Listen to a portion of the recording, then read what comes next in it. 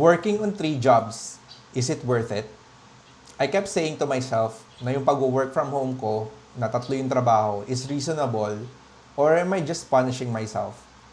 Working from home na ako for about 10 years and recently, I've been thinking is whether I did great or am I just punishing myself?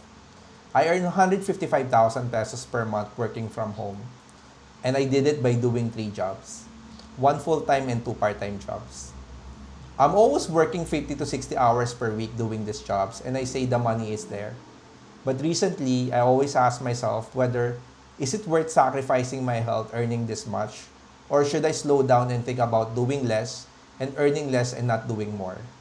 At first, masaya siya because feeling mo satisfied ka na at nabibili mo ang gusto mo pero parang goals mo ay palawak ng palawak ng palawak.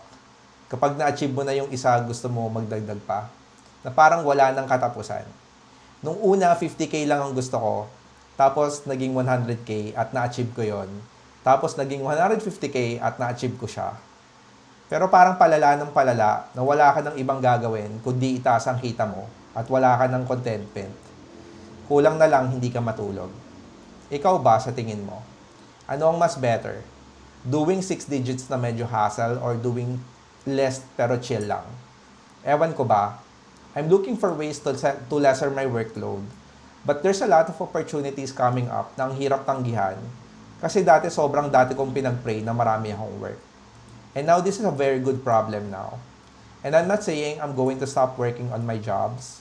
I'm just saying, what is the alternative? Should I build a business that doesn't require much work but earns more? Or what? Comment mo dyan sa baba what you think so that you can help me. Maraming salamat po.